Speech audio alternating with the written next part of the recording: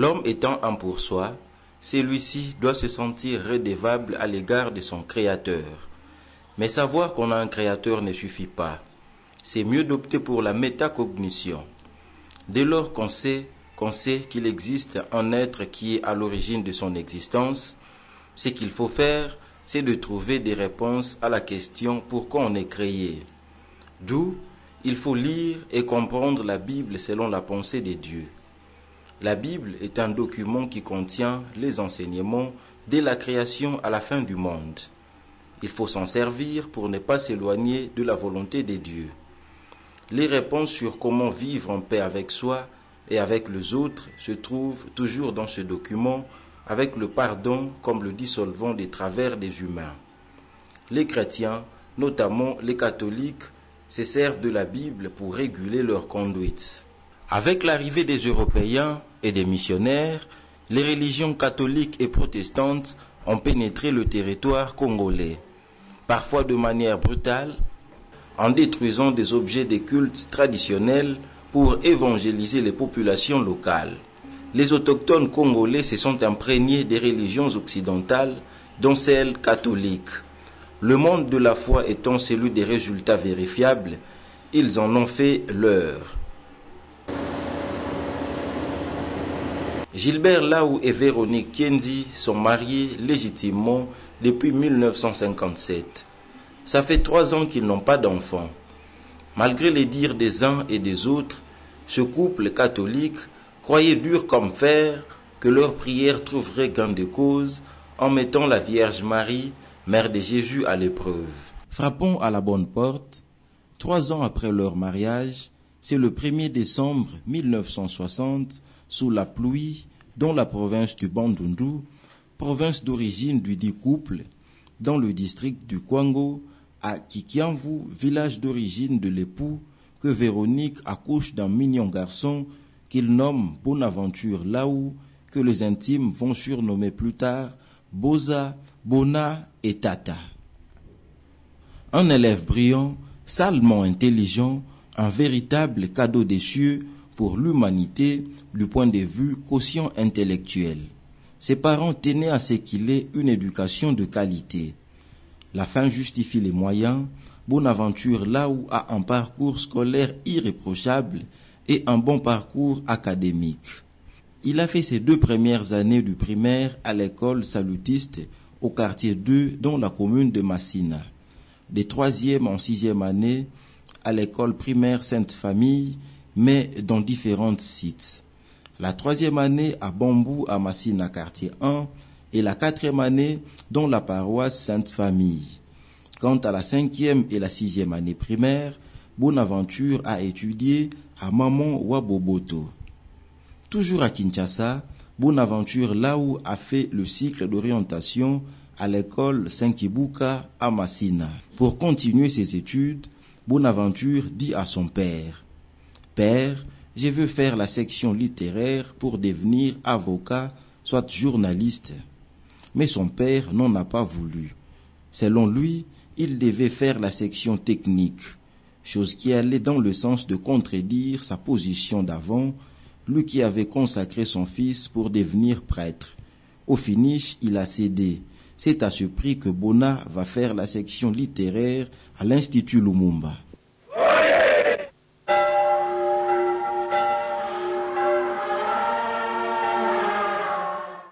Pour sa franchise, Bonaventure a marqué les esprits lorsqu'on le retient comme séminariste. Le premier jour, j'arrive à la paroisse pour passer la nuit. Alors j'attendais qu'on sorte les matelas ou les mousses. Je ne voyais pas. Et puis, il n'y avait pas d'électricité à l'époque. On voulait dormir. Et j'ai vu déjà des gens qui mettaient des draps sur des tables et ils montaient. J'ai dit, j'ai posé la question, on a l'escalier. J'ai dit, on me regarde, c'était un ami qui n'a qu'à paix à son âme, il est décédé. Il me dit, on a l'école à Messa. J'ai dit, ah non, non. Là, moi, je ne veux pas passer la nuit sur la table parce que chez nous, moi, j'ai un lit. On a dit, ah, mais ici, j'ai dit, non, non, non. Et pendant qu'on discutait, le père est sorti. Mais qu'est-ce qu'il y a, tout ça? Alors, mon ami Feu Kinak a dit au père, Ndekola ne veut pas passer la nuit sur la table. Alors le père me dit, tu es un orgueilleux, quel genre de prêtre tu seras, ainsi de suite. J'ai dit au père, mon père, ce n'est pas un problème d'orgueil. Chez nous à la maison, j'ai un lit, j'ai un matelas. Moi, je ne vais pas passer la nuit sur la table.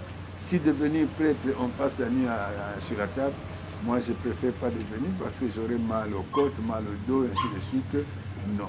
Elle dit, tu es un orgueilleux, tout ça. Ok, ça va. La nuit même, je suis rentré chez nous. Au séminaire, il fallait se conformer aux règles.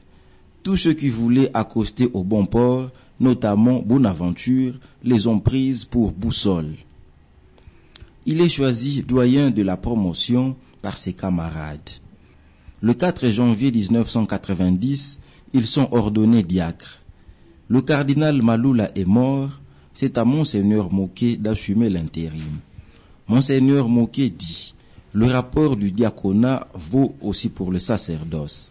Ce dernier permet aux séminaristes de distribuer des invitations, chose qui a frustré certains de leurs aînés.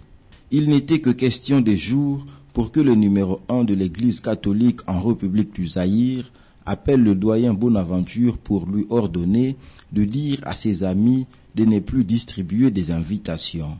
Après avoir pris son temps, là où va voir Monseigneur Moquet pour lui rappeler de se dire de façon méthodique.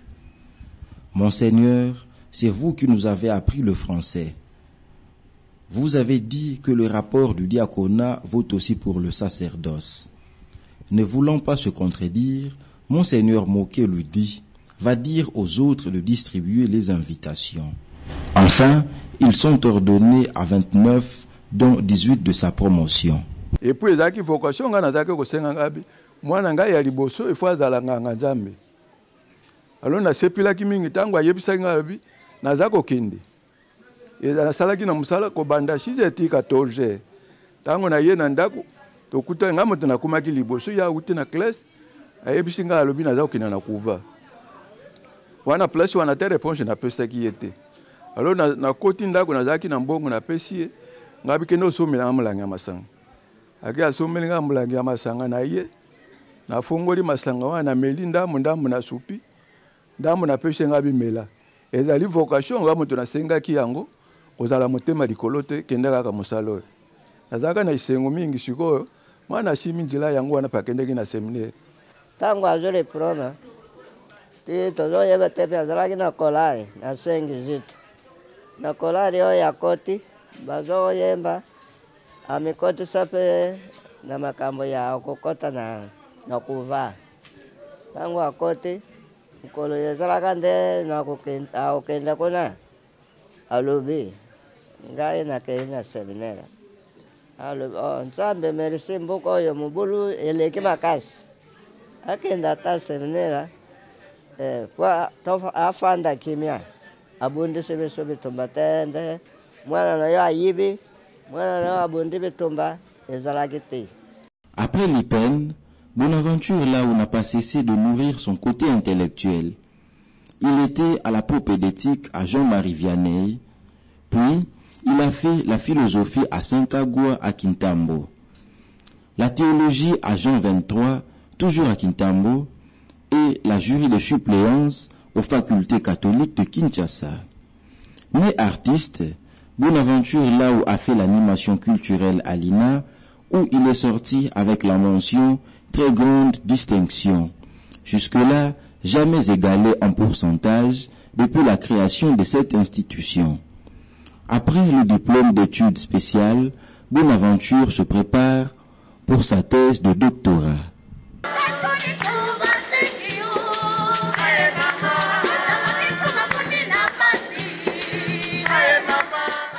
Après les consultations nationales pour s'enquérir des vrais problèmes du peuple, le président de la République du Zaïre et président du parti État, le MPR,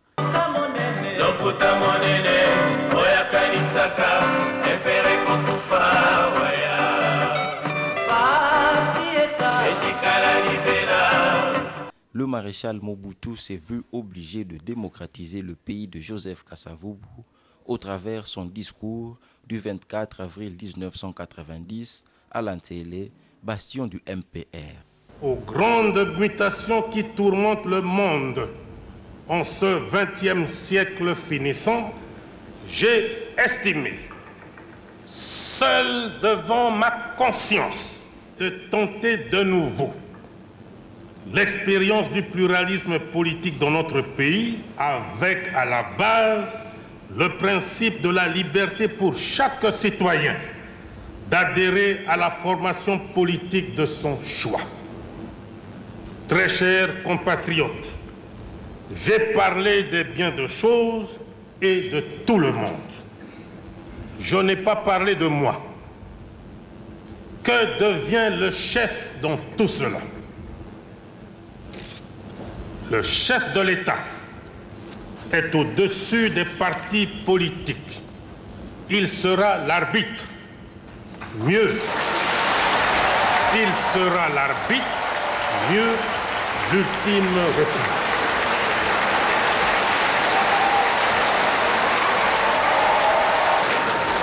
Je vous annonce que je prends ce jour congé du mouvement populaire de la Révolution pour lui permettre de se choisir un nouveau chef devant conduire.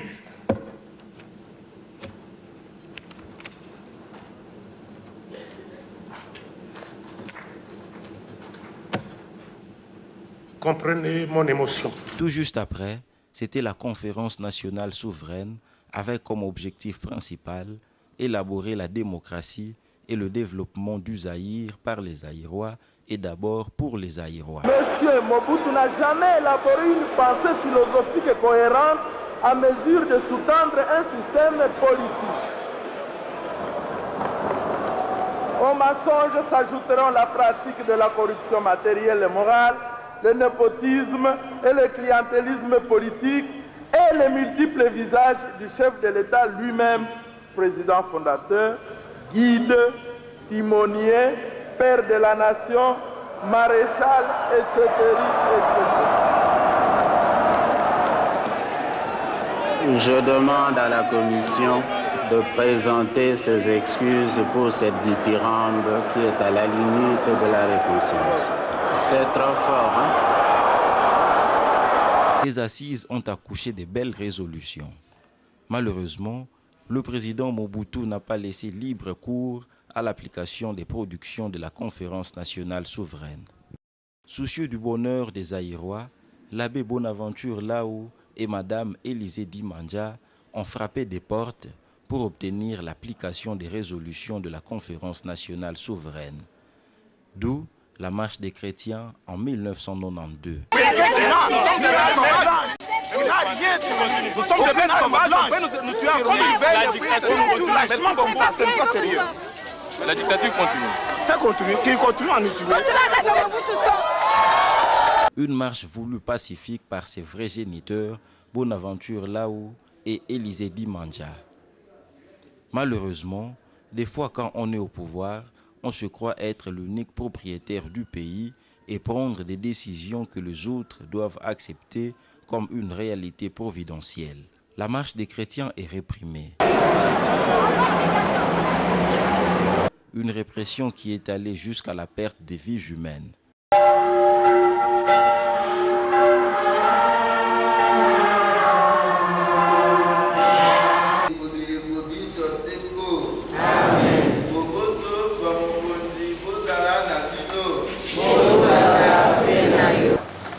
Si ça se fait en Belgique, si les curés se mêlent de la politique chez vous, tant mieux, mais ici, chez moi, pas question. On ne peut pas mélanger les deux choses. Même le Christ lui-même était formel. Hein? À Dieu ce qui est à Dieu, à César ce qui est à César.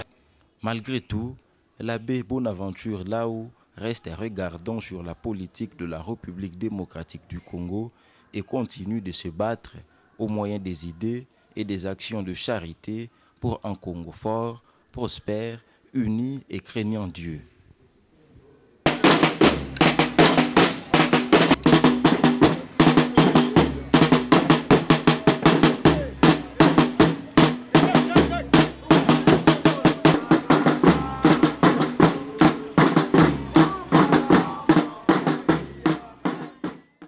Santa Maria.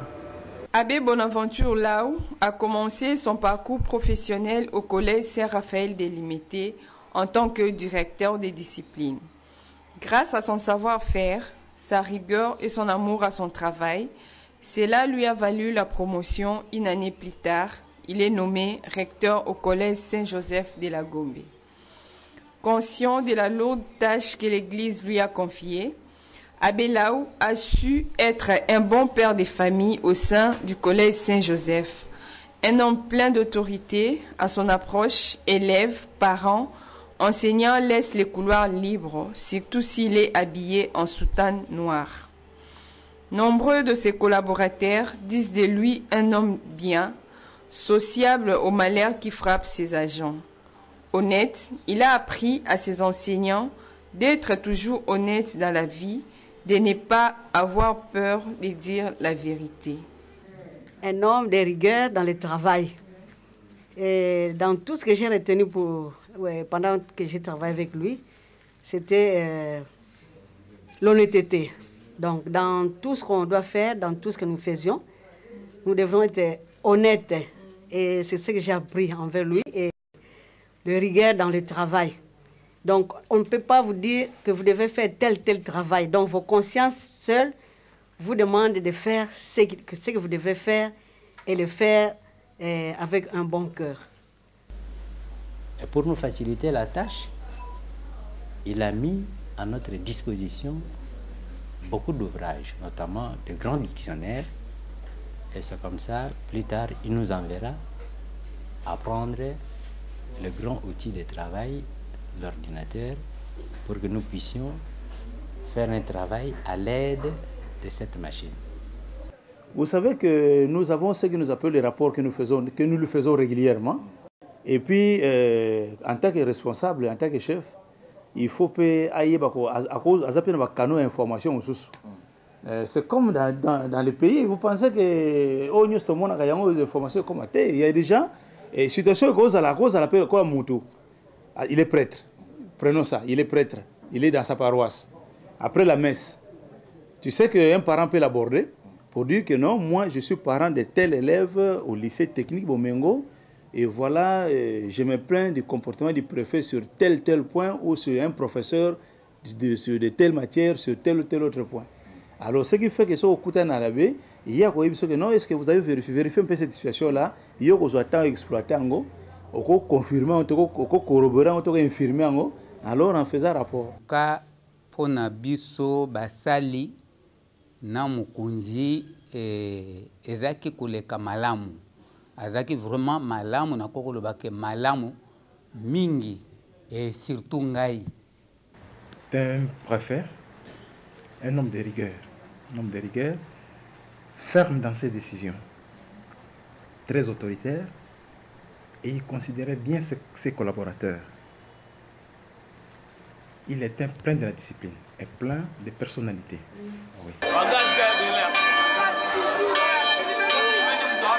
Ce que moi j'avais à déplorer, c'est lorsqu'il prenait une décision, il ne changeait pas d'avis. Même si une autorité ecclésiale ou ecclésiastique venait lui demander la faveur, il ne changeait pas d'avis. D'ailleurs, je me souviens, il avait renvoyé un élève de 6e année et lorsqu'on est allé consulter l'archevêque, le feu archevêque Echaou qui était décédé, il dira pour moi nawana na yebiye so kazu décision naye a changé à kate. La rigueur dans le travail et la discipline, c'est ce qui a fait que nous soyons ce que nous sommes devenus aujourd'hui. Comme si nous avons na 6e année littéraire, na fandi ka bonazo tangisa. Na mona kaka robe noire et koti. Nga bimba ndeko. Na pumba na dinda na saboni naza na fiche T, nazaki na fiche T. Naza ba document nyonso so fiche ya révision. Alandi pe cours na tangisa ki ti suka bi bonne leçon mais sans fiche. Et si la fiche pensa pesi 0. Et je passais 14 ans de vie professionnelle avec M. l'abbé Lau. Ce que je peux parler de M. l'abbé Laou, j'ai trouvé en lui un homme responsable. En tant que chef d'établissement, d'abord, il était un homme responsable. Il savait mettre quelqu'un à sa place et il savait aussi donner la correction s'il le faut en cas d'erreur. Concernant le point négatif, en tout cas, je n'ai pas apprécié. Hein. J'avais demandé un prêt, j'avais sollicité un prêt auprès de M. l'abbé, mais je n'ai pas obtenu ces prêts. Par contre, certains avaient sollicité et puis on les a octroyés. C'est ce qui a fait que ce que je peux trouver comme point négatif chez moi, c'est ça. Très bien. À Tungisagaba, chef d'établissement, même à travailleur. Donc, tout ça, na kimia, calme, à l'aise, tout ça, comme il se doit. Jamais moi, à une école, ou bien coup de téléphone. Le directeur est non, n'a bien me déloigné. Soit comme une école, le bac a joué rapport, soit à Tingi Batou, parce que l'enquête, problème au sérieux. Mais sinon, c'est rare à aller à l'école.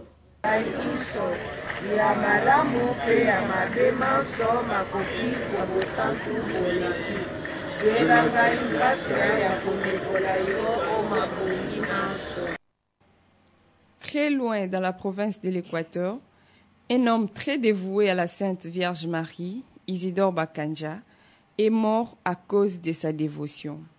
Suivant son exemple, Bonaventure Laou s'est dévoué corps et âme à suivre Marie comme sa mère et son modèle.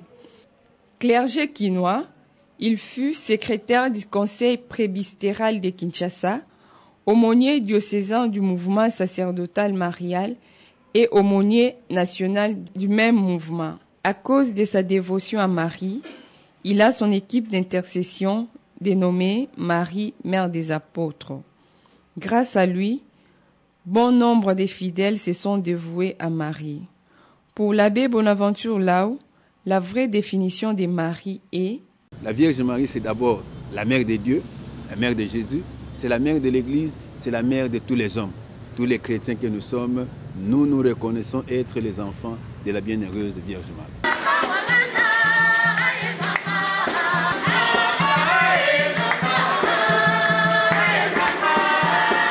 Ma dévotion mariale, c'est une longue histoire, mais aussi une petite, je vais la résumer. Avant ma naissance, mon père avait épousé ma mère. Ça, c'est connu. Et moi, je ne suis pas venu de sitôt. Donc, mon père et ma mère ont fait 3 ans avant ma naissance. Les jeunes d'aujourd'hui, je crois que le mariage se serait déjà rompu. Et mon père priait le chapelet. Il disait à la Vierge Marie, ça je connaîtrai l'histoire après évidemment, il disait à la Vierge Marie que si son épouse venait à concevoir, il souhaiterait que son fils soit un garçon. Et son fils qui naissait était un garçon, il le consacrerait pour que son fils devienne prêtre. Mais si son épouse mettait au monde une fille, mon père avait dit dans sa prière que il ne prierait plus la Vierge Marie, c'est-à-dire elle ne passerait plus par la Vierge Marie, et il quitterait d'ailleurs le catholicisme pour se faire protestant. Ça fait une prière de demande, mais aussi une prière de demande défi. Donc c'est comme si mon père défiait la Vierge Marie. Et voilà que 3 ans après, quand moi je suis venu au monde, j'étais un garçon. Et mon père m'avait déjà consacré dans sa prière. Ça, je sais que quand je grandissais, papa me disait ça, j'étais encore à l'école primaire, comment je suis venu dans le monde, beaucoup de choses. Moi, je dis ce qu'il est, comment il se comporte. Moi, j'ai dit la vérité, quel meilleur. Je me comporte. Il n'y a pas résumé. Moi, c'est ma suivre. Toujours prévisible, l'abbé Bonaventure a son avocat conseil, Maître Agnès, qui est toujours au premier plan lorsqu'il doit faire face à la justice. Ils étaient souvent convoqués au parquet d'Endjil. On m'appelait même l'avocat d'Endjil. Parce que quand j'arrivais toujours en Endjil, quand il m'appelle, maître, j'ai une convocation ici. Je cours vite. Il y a mes enseignants ou mon préfet qui est appelé au parquet, je cours vite. Alors Ndjili commence à dire, mais qu'est-ce qui se passe? Quand on te voit toujours qu'on appelle, j'ai dit oui, je suis avocat conseil de la sous-coordination de Tchangou. Et c'est comme ça que j'ai commencé à l'assister devant des dossiers, devant des convocations de parquet. Au début de sa carrière, c'était pas mal. Il était vraiment bousculé par la justice, comme toute personne qui vient à peine d'occuper des fonctions. Il y a eu des gens qui sont mécontents, il y a ceux qui trouvent que devant tel problème, il faut saisir la justice. C'est comme ça qu'il était tout le temps convoqué. Mais lui-même saisir la justice contre une personne, non, il n'a jamais fait. C'est plutôt lui qui est toujours convoqué contre des dossiers ou des gens qui se sentent lésés ou qui sont mécontents d'un fait ou d'un autre. C'est pourquoi on le convoque.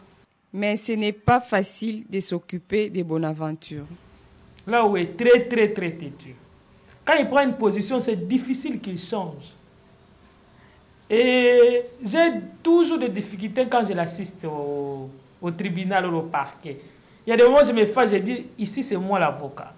Ici, ce n'est pas là où prêtre, ce n'est pas là où grand frère. Ici, vous êtes mon client, moi je suis avocat. Parce qu'il peut commencer à parler, il énerve même le magistrat qui l'interroge. Nous avons eu même des difficultés quand tu l'assistes. Le magistrat se fâche et il part. Je suis là, je devais encore aller supplier le magistrat. Je lui dis, cette fois-ci, laissez-moi parler. Parce que lui, devant la justice, il dit ce qu'il pense. Il ne cache pas ses mots. Il ne passe pas par 4 chemins pour dire qu'il n'est pas content de ce que vous avez fait. Surtout quand il est convoqué injustement, il vous le dit. Et là, comme vous connaissez notre justice, non, les gens qui ont le pouvoir n'aiment pas ça. Mais quand il a un problème, quand il n'est pas content de vous, il vous le dit. Hein. Mais il est difficile à convaincre là. Très difficile à convaincre. Si tu le convaincs, il ne te dira pas que tu l'as convaincu. Peut-être que c'est par après que tu vas voir ça par ce qu'il va faire. Par rapport aux décisions qu'il avait prises avant. Mais il est difficile à changer sa position.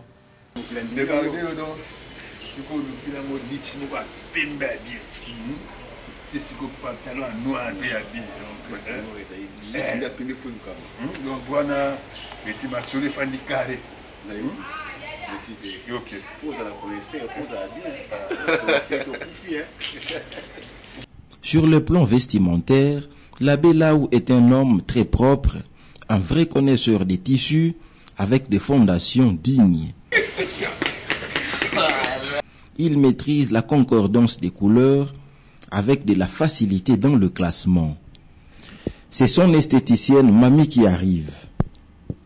Ses sandales, il les a achetées sur commande à Goma, au Nord Kivu. Le hasard du calendrier a fait qu'il fête ses 25 ans de sacerdoce au moment où il habite la cure de la paroisse Sainte-Thérèse à Ndjili, une commune réputée des sapeurs. Né d'une famille de 6 enfants, dont 2 garçons et 4 filles, Bonaventure est un modèle pour ses frères. Grâce à son dynamisme pour les études, ses frères ont suivi son exemple. Un homme de grand cœur, il aime tous ses frères. Il n'aime pas parler du mot cousin. Selon lui, ça éloigne. Pour lui, tous les membres de sa famille sont ses frères. Je vois sa vie sacerdotale comme le parcours de tout chrétien, qui est constitué des points forts, des points faibles. Donc dans son parcours, il y a eu des moments où on a senti qu'il y avait une forte capacité de communion, de mobilisation et des chrétiens et de la famille, et d'autres moments où c'était moins prononcé. Mais ce que je retiens, c'est que sur le plan du parcours de la personne, il y a certaines valeurs qu'il a pu garder en termes de persévérance, en termes de volonté, en termes d'audace, mais aussi d'autres que je trouve personnellement qui se sont un peu émoussés. Ce que j'appellerais la capacité d'être un fédérateur. Donc de ces côtés, je crois qu'il y a eu une sorte de baisse de régime. Mais dans l'ensemble, je peux considérer que ces 25 ans constituent pour nous une occasion de refaire la grande unité. Pourquoi je l'ai dit? On a vu qu'il y avait dans les premières années de son sacerdoce un accent fort prononcé vers la famille et vers l'ouverture. Et vers les 10 dernières années de son sacerdoce, un accent plus prononcé vers l'extérieur et moins concentré vers la famille. Donc il y a deux tendances. Une tendance qui était vraiment un attachement à la famille, et une deuxième tendance, un attachement à l'extérieur. Et dans les relations humaines, cela peut créer des tensions de toutes sortes. Donc de ce point de vue, je dirais que c'est un bilan qui est mitigé par rapport à ce que nous, en tant que frères biologiques, on peut ressentir. Mais sur le plan purement spirituel, on peut dire que c'est un moment très favorable parce que les 25 ans qui constituent les jubilés d'argent constituent un moment de grâce. Et moi, personnellement, en tant que petit frère, mais aussi en tant que chrétien catholique, je considère ça comme un moment de départ. D'un départ pour des lendemains qui seront plus glorieux. C'est comme ça que je le considère sur le plan purement spirituel.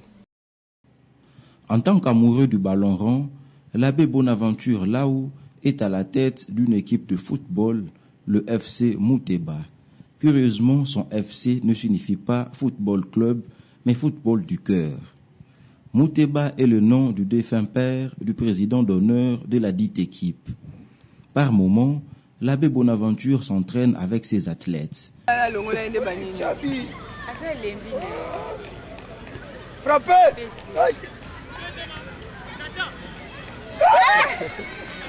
Il y a gauche, il y a gauche, c'était. Pour ce qu'on a bêté qui m'a cassé la gauche. Oh, et puis il y a D'ailleurs, un de ces footballeurs vient de sortir meilleur joueur et meilleur buteur du plateau en première division. Il a les encouragements de son président Bonaventure Laou. Il a 25 ans, et puis le club qui est meilleur joueur, il y a meilleur joueur, il y a plateau. Et l'équipe n'a pas meilleur buteur. Au cadeau, on a payé pour 25 ans. Merci pour ça. Je suis Sepeli. Je joue anniversaire. C'est un cadeau. Merci, que Dieu vous bénisse. Oumela, papa.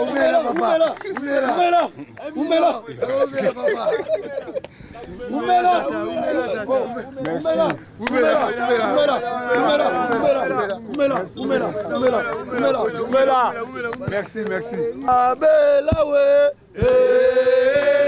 Abelawe, Banamuti Baba Lelio, Abelawe,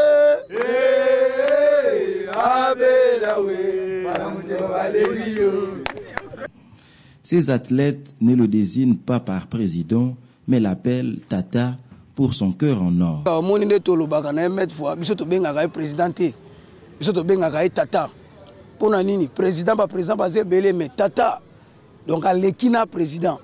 Ce surnom va voir dans son milieu du travail car il est aussi coordonnateur des écoles catholiques à Kinshasa-Est.